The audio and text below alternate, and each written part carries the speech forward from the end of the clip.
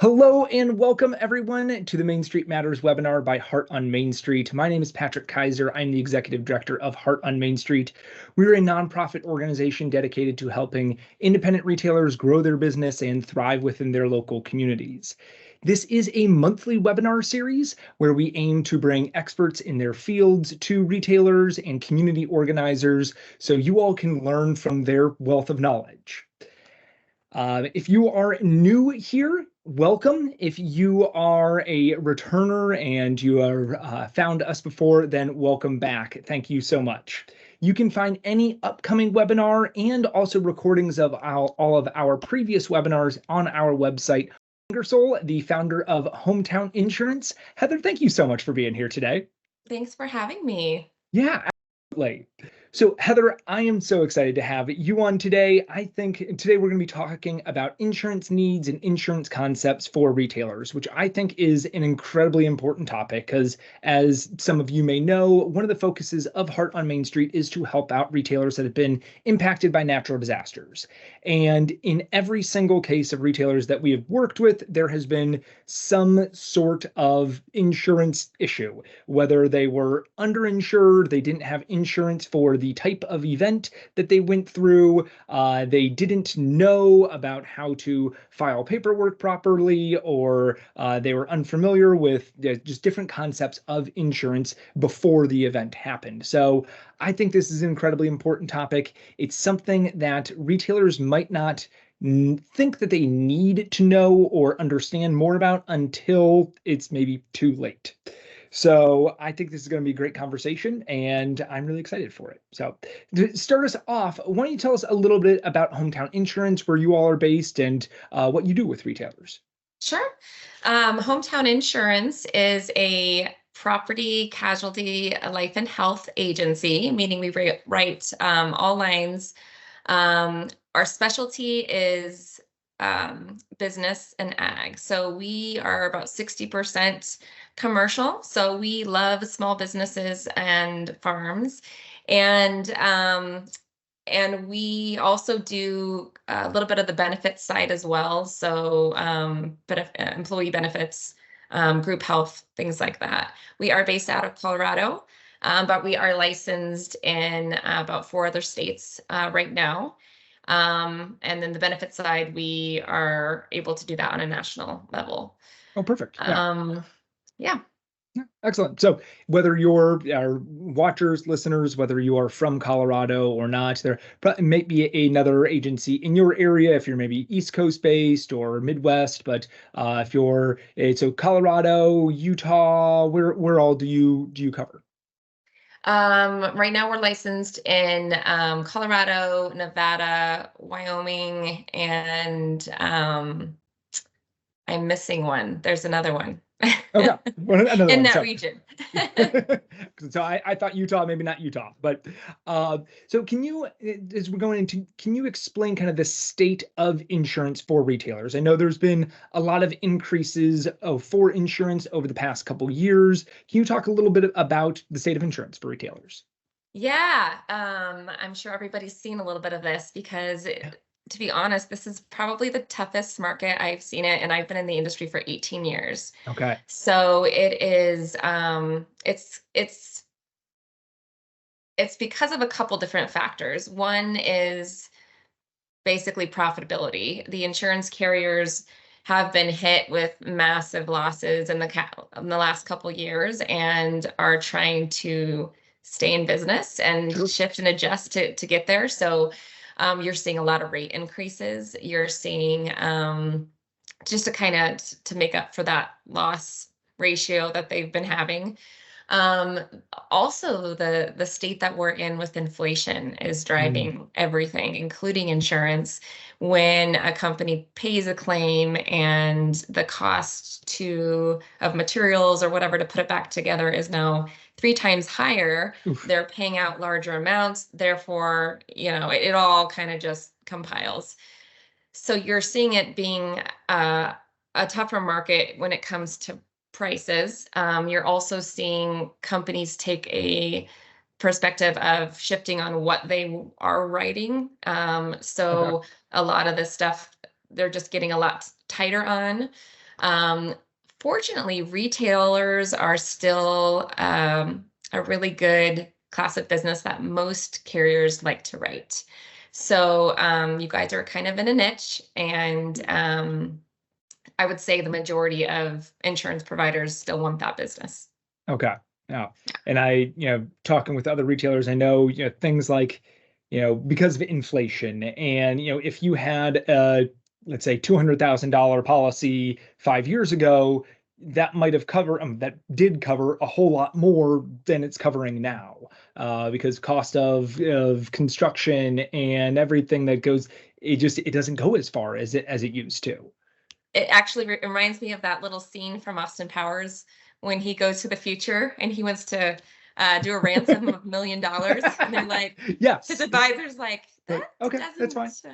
Wait, cover as $1 much. billion. Yeah, there's like, Yes. that's not as much as you think it is. Yeah, it's true. I mean, people have thought for years $1 million you were golden, which was the case, perhaps in that time, but right now, I mean, it's just you have to really look at what you're covered at, because just because you set it in stone 10 years ago doesn't mean you're still covered for Yeah. today's market. Yeah. And that was, a good policy for a long time. And then inflation and during COVID and everything, cost of construction increases, all of these different things that go into, in a disaster or just any insurance that to make them whole again, it's just significantly more expensive than it used to be. Absolutely. Yeah. So, what is the value of working with a professional versus purchasing coverage online? Where is the value there? Absolutely. Um, well, a professional honestly should be somebody that you trust. So not just somebody that's a professional, but also that piece is important, because they need to be able to cater a policy based on your needs. And to do that and provide you the options and let you make your choice without being sold. Um, Yeah. and that service it's huge, because insurance is, I mean, it's not a sexy subject. It's not something that most people love to read up on. So, I mean, there is a lot of misconception when it comes to insurance. And so to have somebody that is kind of a master of the trade in that is going to be helpful for you, so you can focus on what you're good at. It's also going online can it used to kind of there was a kind of a trend for a while of just everything was convenience and going online and Absolutely. Yeah. price, and but that also now people are seeing the effects of, you get what you paid for, and you're ultimately, when you go online, your primary focus is most likely price, and you need to know what you're paying for, because being significantly underinsured is about the same as being not insured at all. Right. So, yeah, so having that professional that can help you, advise you, explain terminology that you might not understand, that is all something that there's value in. Yeah, absolutely. And can you talk a little bit about, you talked about pricing and why is it important to select, based on policy and not just going for that lowest price just to make sure that you're covered? Yeah, absolutely. So you do get what you pay for sometimes when you go in and you're just basing it on price. Um, when you are when you're in a situation where you experience a loss, and this is your business, this is your baby, this is what you worked for, and you don't have the coverage in place, I mean, it's devastating. And I mean, it doesn't take much. Um, it can even take somebody suing you because you didn't, Mm. um, shovel your sidewalk and you had snow and they broke their hip or Oh, geez. whatever. I mean, Yeah. it could take something like that, one situation that can put you out of business. So being insured properly is so important, because you've invested so much in this, and now we need to cover Yeah. for what it is.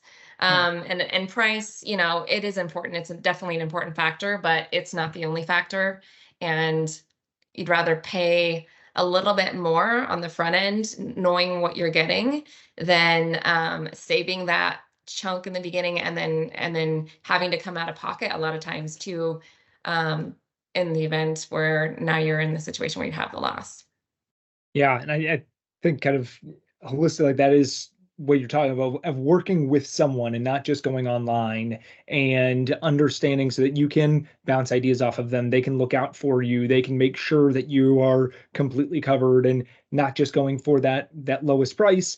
We know as retailers we need the insurance, and so sometimes there's that tendency to I'm going to get a basic coverage. I'm just going to get that basic package, and but then they won't have someone kind of fact check or back check that you actually are missing out on this, and here's your liability, and here's where you have holes that yeah, if someone were to fall in front of your store, that you're not covered for that, or you're not covered as much as you should be, and you're going to have a huge payment out for that, and that might be out of pocket. So uh Absolutely. yeah. And I've looked at, in comparing, with different, retailers where, there I found huge gaps. I found Hmm. their properties insured for what's called actual cash value Okay. instead of replacement cost. So basically saying instead of going out and replacing all your business personal property in the store, for what it's worth today, we're going to take it and we're going to depreciate it based on its age, and we're going to give you the Hmm. reduced amount. And so, like, Interesting. Okay. yes, and then Yeah, here, because that that's was 10 years old, it is not yes. worth as much, but the cost for me to rebuy one, it doesn't change, although you're giving me less for that. Yeah, so I mean, some of those little tiny things Yeah, are interesting. huge, when it comes to your coverage. Yeah. So how do you recommend retailers stay up to date on their insurance to be fully protected to make sure that, things like that, that they are aware of those things? Um, Again, I would recommend working with a professional and utilizing a review, on an annual basis.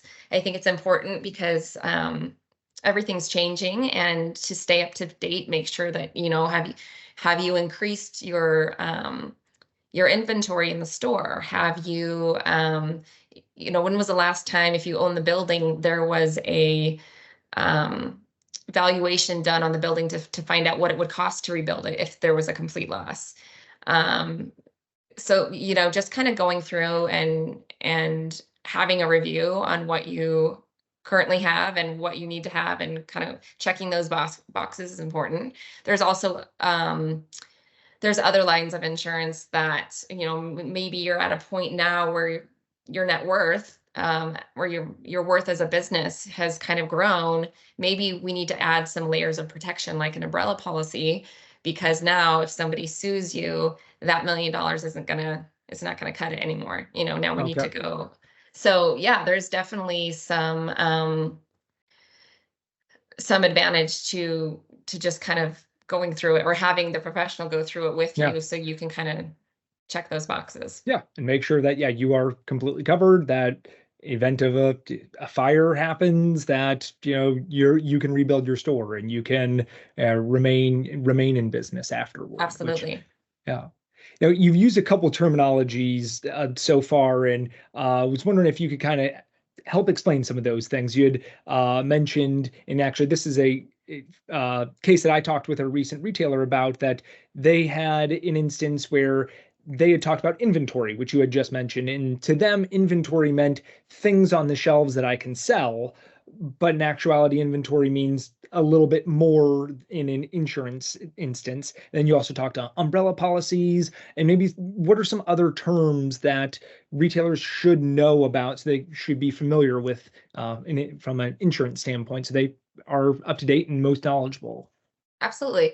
I would say the term for insurance is more often used as business personal property, but what that encompasses, if you're a tenant, for example, is all of your stuff inside of the store. So this could mean your actual inventory. It could mean your, furniture, your, furnishings, anything like that that tenant finishes, anything like that that you are responsible for, that is yours.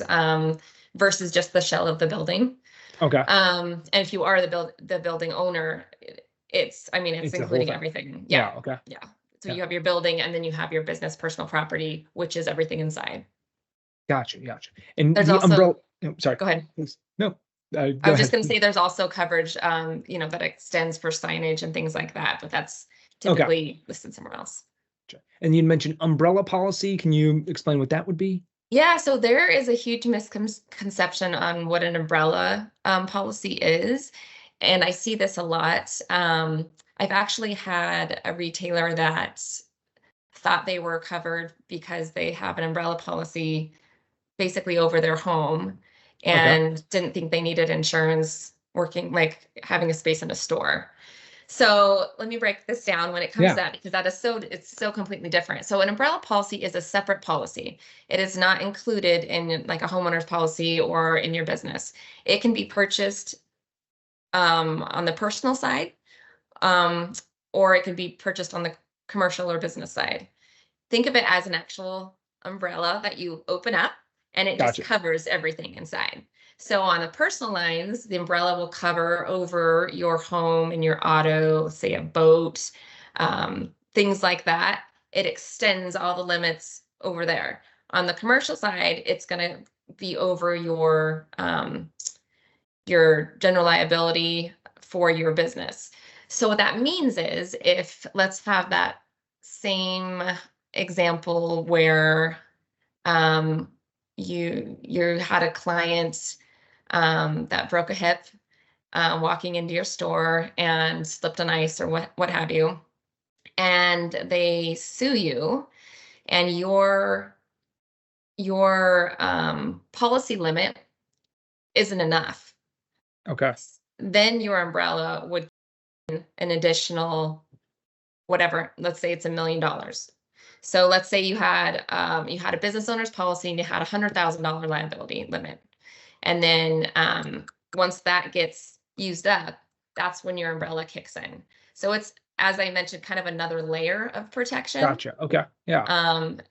So it's kind of covering your bases, and it does cover things like getting sued as well. So it covers the court costs, things like that. So, you know, getting sued one time can be all you need. Yeah. Yeah. Absolutely. But And the we don't cost of want an umbrella typically is not very much. I mean, of course, it does vary by state and by all the things, but I would say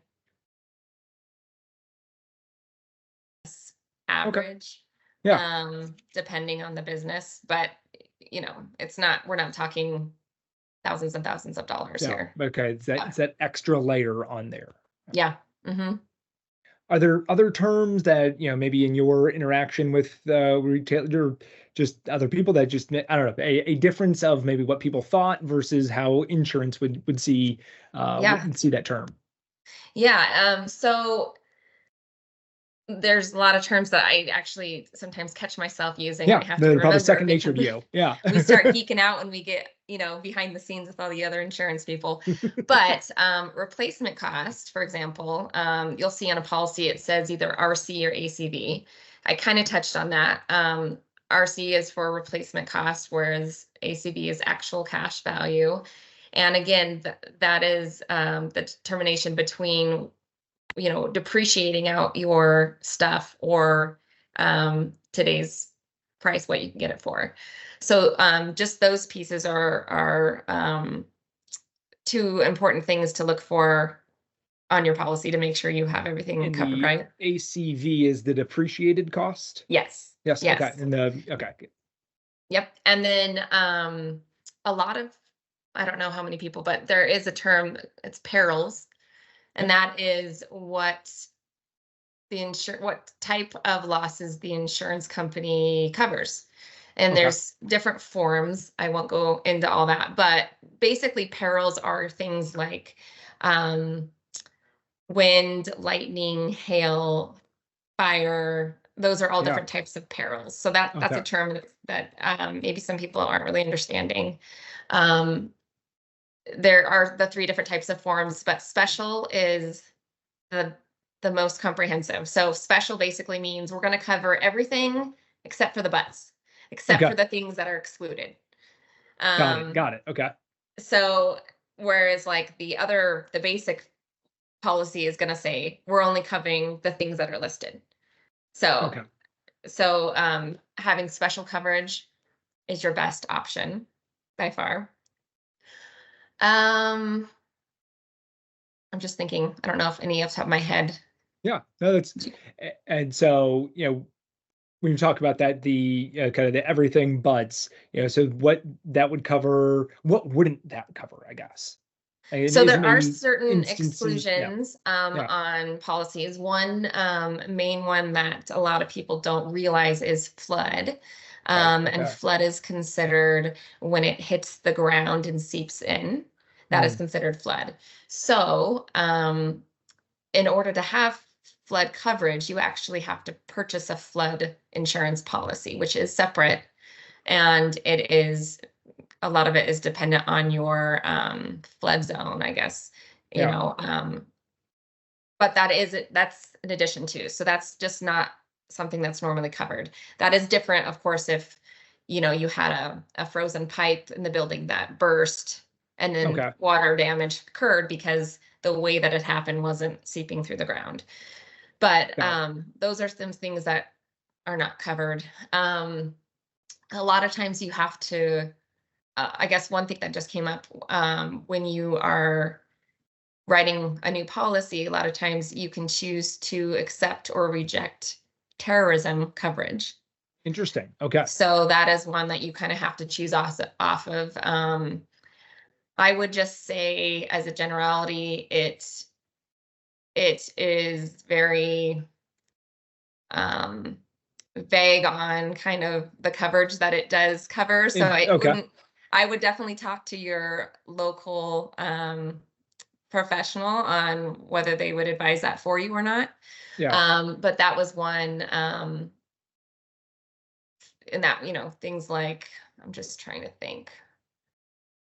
Um, but like theft is a covered peril Okay. if it's just on a regular special form. So that's huge. Someone breaks into your place of business and robs you, you want to make sure you have that special form for that, or Got it. that Okay. just need to make sure that that's covered. Yeah. Yeah. Yeah. Yeah. So I know, one of the retailers we've worked with, flood damage was them. That was the culprit for them. It was in Florida, hurricane, and yeah, just flood insurance in Florida was expensive, so they opted to not have it. And yeah, just kind of fingers crossed that it wouldn't impact them. And unfortunately, it did. That they had to that they weren't covered for that type of event. And it just, it's heartbreaking, but It making is. sure that you're covered for things, especially, if that you're in an area where maybe you're susceptible to that, or maybe, in Absolutely. Colorado, I'm sure it's fires, or Yeah. I don't know if the like snow, or if that would be Yeah. something, yeah, I don't know, avalanche or something would be a part of an insurance coverage, but Yeah. It is important to kind of have that conversation to find out what is pertains to you and in yeah, your area and in your business, because there are several types and you don't want to be insurance poor, but right, you want to make sure that your needs are covered. yeah, And especially, yeah, if you're in a flood zone, I mean, that can wipe you out. That actually brings up another coverage that I just thought about. My husband works for a restoration company. So they go Hmm. in there, whether it be a water or fire damage, mitigate everything, and then put it back together. Okay, And in this situation, retailer, they had a flood. Um, the There is a coverage that is an optional coverage on a policy that is for business income. okay, And again, this is not one that's just built in, so you actually have to kind of look for that. But this would cover a business. It would provide business income while they have to kind of suspend the business daily oh, okay, operations while the damage is being repaired, or what have you. So that time frame, a lot of times, let's say it takes 6 months. Yeah. 4 months, whatever it may be. A lot of businesses don't have enough cash flow to just sustain that. Yeah. So this is a recommended coverage that I think all retailers should look into. Good. Yeah. I mean, I've always wondered that because yeah, if the store is, your livelihood, if that is where a great portion of your income is coming from, and there's a fire, there's a tornado, there's something that goes on and that the store is not operational, yeah, I mean, what happens there? So really glad to hear that there's things that help kind of with the to help replace that income for retailers or for business owners. So Absolutely. Yeah. now let's talk about, the event happens. What is the process? What do retailers, what do they need? How can they make the insurance process go smoother so that to have less gray hairs at the end of at the end of the day? Absolutely. Yeah, it's definitely a stressful time, Yeah. and it's a little bit of heartache too when it's your baby and Yeah. everything is kind of a mess. Again, I would say it kind of starts with that relationship. If you have a relationship with your insurance agent or broker, and you can call them and you can give them the information and have them file a claim for you, that Mm, is going to take a lot off your plate so that you can kind of focus on kind of what you need to focus on. good. Yeah. Um, the other side of that, like what the agent can do for you is, I mean, if you don't have that situation, you bought something online, now you have to probably call in an 800 number. You're probably going to be on hold. You're going to get in touch with somebody who's probably not going to be as They don't know sensitive you. to Yeah. your situation as you'd probably like. They're going to run through a bunch of questions, and it's just going to be a little bit more. It's not going to make the process as smooth and as personable. But after that claim is filed, that's typically when an adjuster is assigned, and then they kind of take over from there. That is their um, realm, is the claim side. So then they would work with you um, based on whatever coverage you have on your policy and how that's going to look, how they're going to pay out. Getting what, let's say, contractors in there to do work, paying all that stuff. Another thing that you need to be aware of is your deductible. A lot of times people think this is something that they just maybe pay to the insurance, or that it's just deducted, but ultimately the insurance company is going to pay you what they owe from your policy coverage less your deductible. Okay. So first of all, make sure that that is something you're comfortable with going into it. I know that there are a lot of high, even percentage deductibles in, let's say, Colorado specifically, for wind and hail. So if you have a 5% deductible on your building and you have a $1.5 million building, Mm, that's going to be your out-of-pocket expense. So just kind of be aware of what that is. It has to be something that you're comfortable with as a business owner, but you would then typically, let's say there's contractors hired to do the work, you would then pay that deductible to the contractor.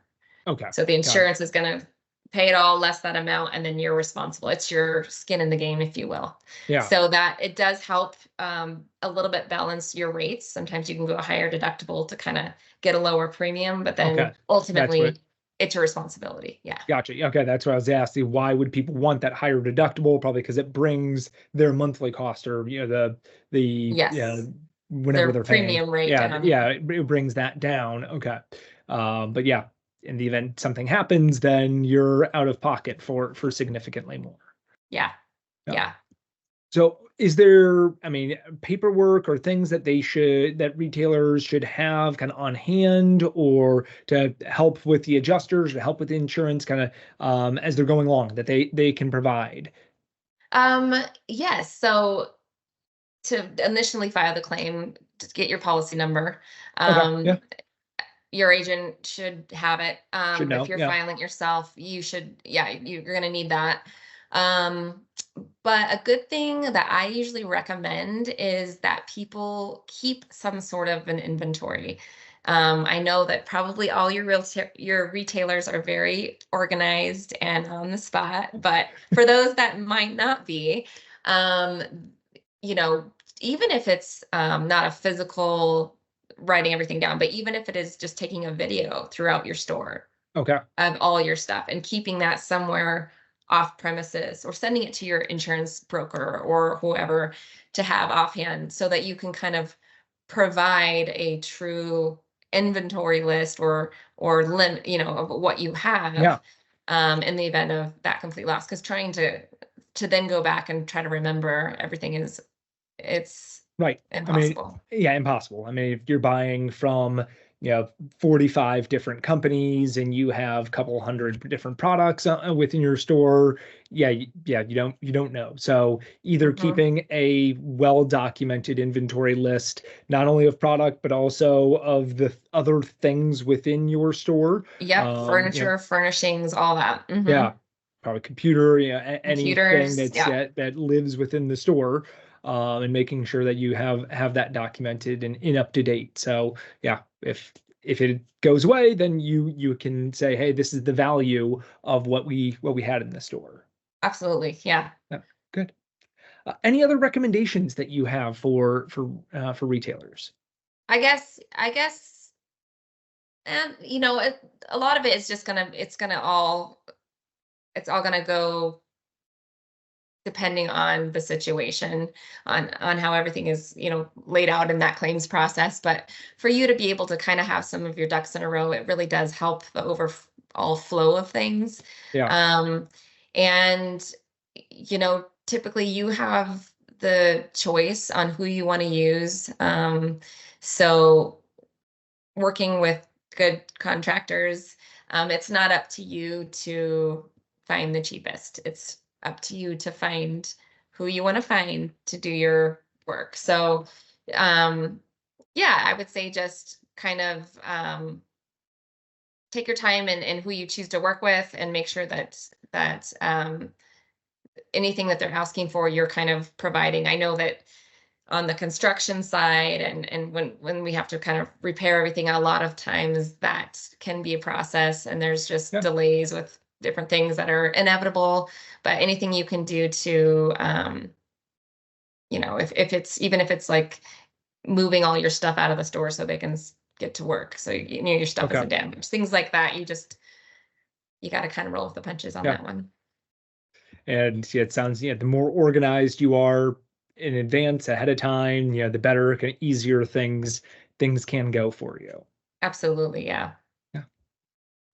We'd also talked before, the um, can you explain the difference between an agent and a broker? You've talked about an agent, you've talked about a broker, kind of that terminology. Yeah, so an insurance agent is typically works for one company, one carrier. So they sell products for X company. Um, Whereas an insurance broker has several carriers that they work with. Okay. And so they're kind of able to pick and choose. If something doesn't fit, they can go a different way.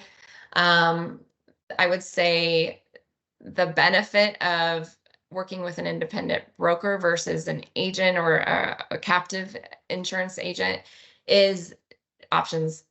Yeah. Honestly, like, you Yeah. want to be able to give yourselves options, and the person, like for me, being able to work and find my clients something that fits my clients needs versus something trying to fit them in a box because this is all Yeah. we offer.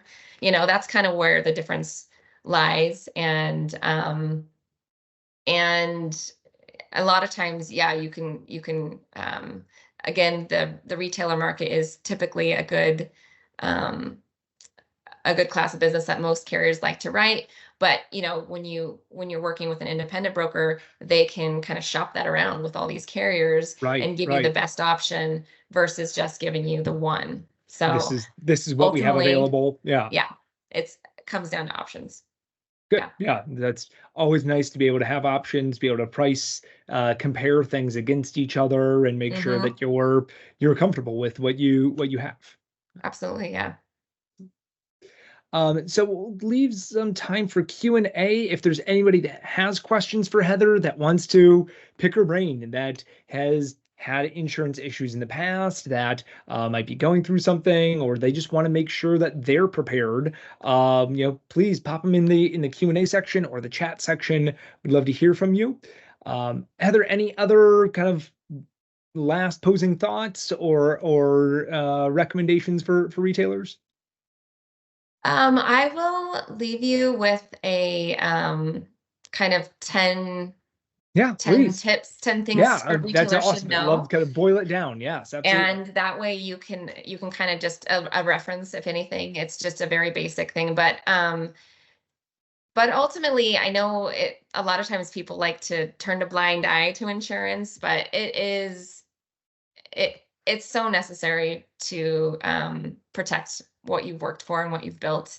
And Yeah. so don't just take that um, I guess that perception of just looking past it or whatever, or going Yeah. for the cheapest or whatever. Make sure that you've got the coverage you need so that you can continue to thrive. Good. Yeah, it's something that people probably don't want to deal with a lot, but it's incredibly necessary. Yes, definitely. So Carrie asks, is additional coverage needed if other vendors or pop-up shops are in your store periodically? Oh, great question. So they have other stores that, pop-ups that that come up into their store. Do they need additional coverage for that? Yeah, if you're having other businesses come in, they should carry their own insurance. They would be kind of seen as kind of like a subcontractor. And so if you're having them, especially if you own the store or the premise or whatever, they should have some type of, even if they're not like a full-time retailer, if they just kind of do this thing on the side, even if they do some kind of event insurance, something for a while they're in the space. And then they should also list your company as an additional insured on their policy, so that their coverage is going to be primary, basically. Okay. Yeah, I've seen a lot of stores like that where they have, be a big space and they have either booths or they have kind of their own section. It might be Yes. 5 or 6 other stores within, or they have a pop-up in there. Okay, good. Or So they trade should. shows, things like Okay. that. Yeah. That is Yeah. very popular. Yeah, and you have to have something in place for your business. Good. And so those that are popping that have the pop-ups, they should have their own insurance. So if Yes. something Yeah. happens in their space, they're the primary. Yeah. Mm-hmm. Yeah, Yeah. great question. Thank you. Did you want to talk about a couple of your couple Sure. takeaways? I guess one of them is just general liability is a must. If you're a business owner, you have to have general liability. So make sure you have that, and make sure your limits are adequate. If I write a policy, I don't write anything under $1 million, and I don't typically recommend that. Again, we talked about $1 million isn't what it used to be, and it's a great, it's usually kind of a standard line. If anybody is requiring you to carry insurance, they usually require you to have at least $1 million. Okay. There are, the business personal property is your stuff. So whether you own or you're a tenant, you have that business personal property. Make sure it's covered in the event of a complete loss. We talked about deductibles and how that is your out-of-pocket expense. So weigh that when you're considering price and what you are comfortable with, basically having your own that skin in the game. Yeah. The business income was a big one that I just wanted to make sure everybody explores. If they don't have it, or if you don't know if you have it, maybe look into it. It's really not that costly up front, but it's going to really give you kind of that peace when something does happen. Workers' compensation, you got to have if you have employees, but ultimately you got to cover your employees. There is another piece to that. Well, it's not really tied into workers' comp, but it's hired auto. And that's something I didn't mention, but that is something that you can purchase on your business owner's policy, even if you don't have a business auto. And this covers your employees if they, for example, would run errands using their Okay. own vehicle for the business.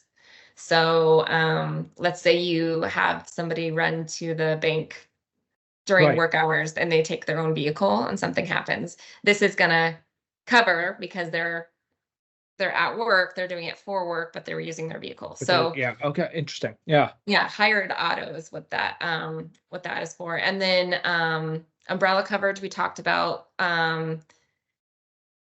I mean, it's usually pretty insignificant to add, and I would always recommend having the umbrella coverage. We talked about the building insurance, making sure that you are just looking at that or reviewing that at least every couple of years. Don't if it's a 20-year-old policy that you haven't looked at since then, it's time for review for sure. But yeah, those are Things kind of change. some of the Excellent. basics. Yeah. Well, Heather, I really appreciate you being on today. I've learned a lot. I hope all our retailers have learned a lot as well. They're able to be more knowledgeable about things that will help their business, will help them be covered in the case of really anything happening. We have someone typing in, so wait for a question here. But so helpful. Thank you, Crystal. Quick plug for our next webinar, which will be May 22nd. Actually, I don't know if this is the same Crystal, but it'll be with Crystal Vilkaitis. And we'll be talking about AI and how retailers can use that to help grow their business. So should be a really exciting topic. I hope to see you all there. But Heather, again, thank you so much. I really appreciate this. Again, I think our retailers have been able to learn a lot and come out a lot more prepared to talk about their business and feel more comfortable what they're looking for in insurance. So thank you. Well, thanks for having me. Yes, I Absolutely. enjoyed it. Yeah. All right. Well, have a wonderful day. Thank you. You too. Bye. Bye.